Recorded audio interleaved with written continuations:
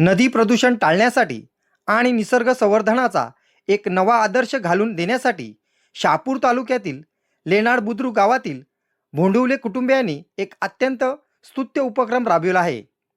नातू प्रकाश आणि सुनील भोंडिवले यांनी आपल्या दिवंगत आजी शांताबाई कृष्णा भोंडिवले वय वर्ष 96 यांच्या अस्थीचे नदीत विसर्जन न करता त्याचे रूपांतर एका जिवंत झाडामध्ये केले आहे।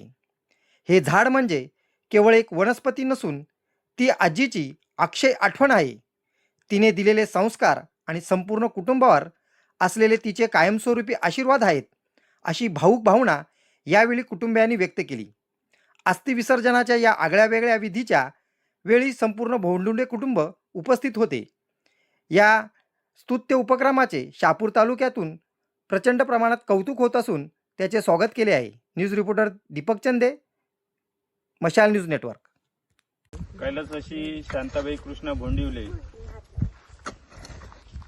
यांचं वयाच्या 96व्या वर्षी निधन झालं आणि त्यांची जी रक्षा असते ती आपल्या तिसऱ्या दिवशी नदीमध्ये किंवा इतर जलस्रोतामध्ये सोडायची असते। परंतु आमच्या भोंडिवले कुटुंबियांनी आमचे डॉक्टर प्रकाश भोंडिवले यांनी एक आणि सर्व महिला त्यांच्या नाती सुन आमच्या योगिता वहिनी सारिका, माझी मित्र सारिका, आमची सर्व मुलं पियूदादा यांनी एक विचार केला की ही रक्षा जलस्रोत करण्यापेक्षा नदीमध्ये सोडून दूषित पाणी करण्यापेक्षा एक नवीन उपक्रम करू। नवीन उपक्रम म्हणजे काय तर आपण ती रक्षा एक खड्डा करू आणि त्या ठिकाणी ते खड्ड्यामध्ये टाकून त्या ठिकाणी आजीच्या नावाने वृक्षारोपण करू।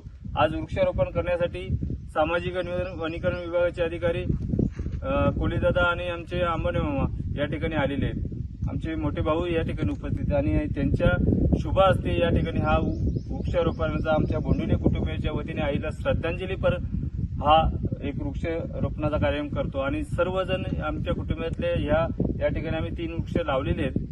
त्याची जगवण्याची जबाबदारी भोंडिवले कुटुंब घेत आहेत।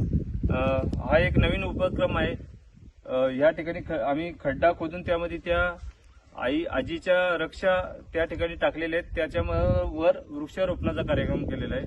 तरी समाजाने यापुढे अशा प्रकारचा उपक्रम करावा असं मी या ठिकाणी विनंती करतो। धन्यवाद।